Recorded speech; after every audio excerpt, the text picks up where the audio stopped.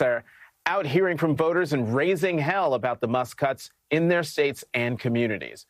Joining us now, Democratic Congresswoman Madeleine Dean of the great Commonwealth of Pennsylvania. She's a member of the House Judiciary and Foreign Affairs Committees. Congresswoman Dean, thank you very much for being here. Some people are only now starting to realize the massive impact of Elon Musk and Donald Trump's cuts to federal agencies. Can you talk about that impact on your state, a state Donald Trump won by 100,000 votes?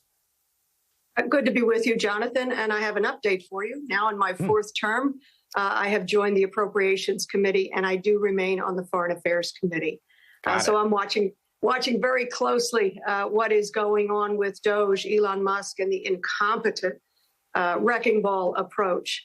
But if you don't mind, Jonathan, this has been just an extraordinary day with the president and the vice president in the Oval Office with President Zelensky, a man 3 years at war, losing citizens every day, the United States standing by him, and yet a vice president egging on a president to bully President Zelensky.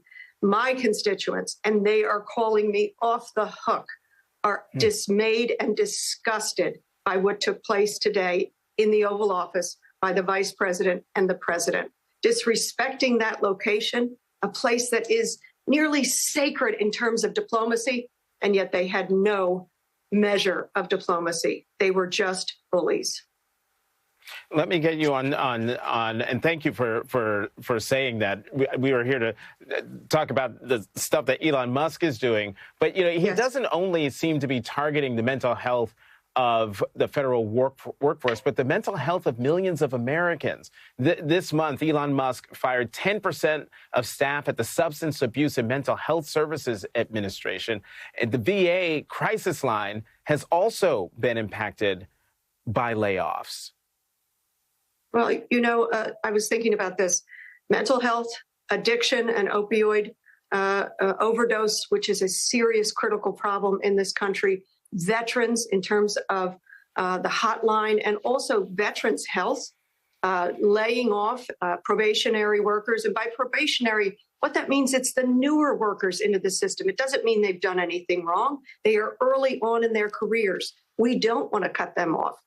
We know that we have a serious mental health crisis in this country.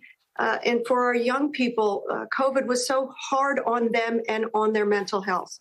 We have an overdose crisis in this country. I call it the loss of a jetliner a day. 300 souls a day die in this country from overdose, more than 100,000 people.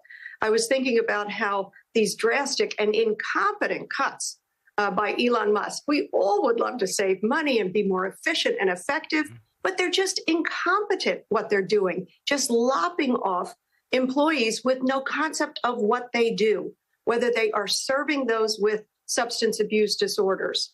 And you marry that to what we didn't, the Democrats did not, but what the Republicans passed with the massive proposed cuts to Medicaid. In my own state, 100,000 people get services, get treatment for substance use, for addiction, the disease of addiction. 100,000 get it through Medicaid. Imagine trying to just throw gasoline on what is already a problem. So whether it's mental health, it's addiction and substance use, it is our veterans. Doge is in an incompetent way taking a wrecking ball to the system.